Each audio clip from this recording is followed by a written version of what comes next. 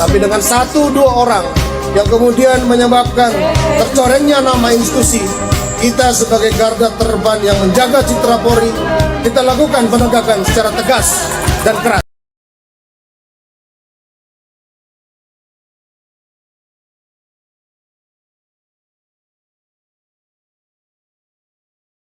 Informasi pertama, Saudara, oknum polisi personel Satuan Sabara Mapolres Belawan, Aibda Roni Syaputra, divonis hukuman mati di Pengadilan Negeri Medan. Terdakwa terbukti bersalah melakukan pembunuhan berencana kepada 2 orang wanita. Sidang kasus pembunuhan yang sempat menggemparkan warga Kota Medan dengan temuan 2 wanita tewas dibunuh, Rizka Fitriah dan Aprilia Cinta, akhirnya divonis di Pengadilan Negeri Medan. Pelaku pembunuhan yang merupakan oknum anggota kepolisian menjalani sidang dengan agenda pembacaan putusan. Terdakwa dinyatakan terbukti melakukan pembunuhan berencana kepada 2 orang korbannya.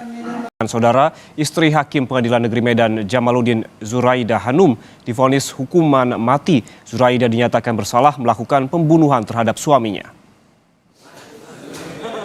Hakim menyatakan Zuraida dan 2 pelaku lain terbukti bekerja sama dalam kasus pembunuhan Hakim Jamaluddin. Berbeda dengan Zuraida, 2 pelaku lain yaitu Zefri Pratama divonis pidana seumur hidup dan Reza Fahlevi divonis 20 tahun penjara.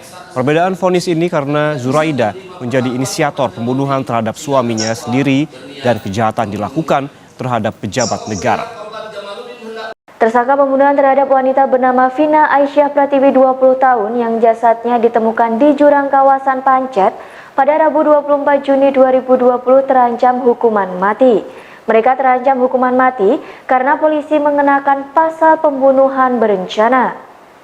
Dikutip dari surya.co.id, 2 pembunuh gadis Sidoarjo ini dijerat pasal 340 KUHP tentang pembunuhan dengan ancaman maksimal hukuman mati. 2 tersangka yakni Masud Andi Wiratama dan Rifat.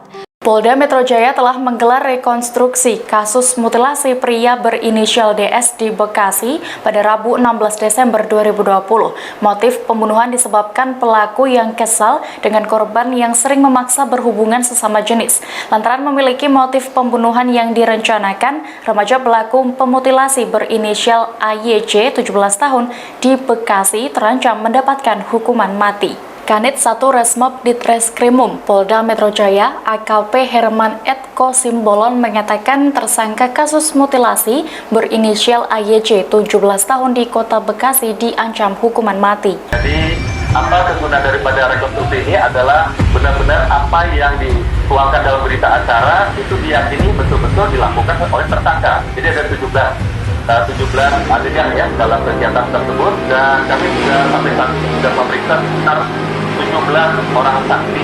Nah, dari unsur tersebut kami telah melakukan penyitaan berupa sebilah pisau bergagang kayu, kemudian juga ada baju yang dikenakan oleh korban yang berwarna kemeja hitam, kemudian juga ada baju gaun yang digunakan korban warna putih, dan juga yang baju warna biru yang digunakan oleh pelaku atau tersangka. Jadi perlu kami sampaikan juga di dalam berkas perkara ini, tersangka dapat mendapat ancaman maksimal 20 tahun, kemudian juga mendapat hukuman mati ancaman. Mendapat hukuman mati ancaman.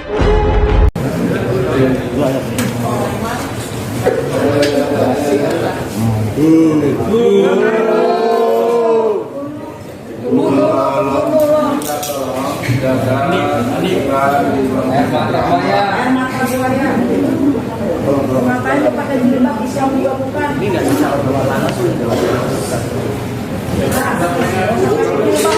Nggak usah pakai jilbab loh, nggak usah. Bu. Dengerin tadi kak. Wah sidang bu. Bu.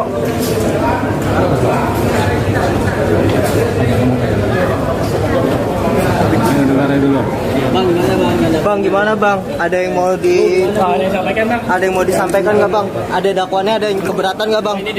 Bang, dakwaannya keberatan ini gimana mbak? Keberatan nggak pak dengan dakwaan mati ini mbak? Mundur.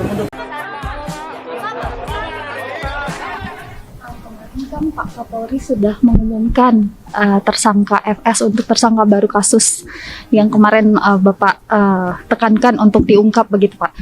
tanggapannya seperti apa Pak? Ya, tanyakan ke Kapolri. Saya sudah keseringan menyampaikan mengenai itu. Tanyakan ke Kapolri ya.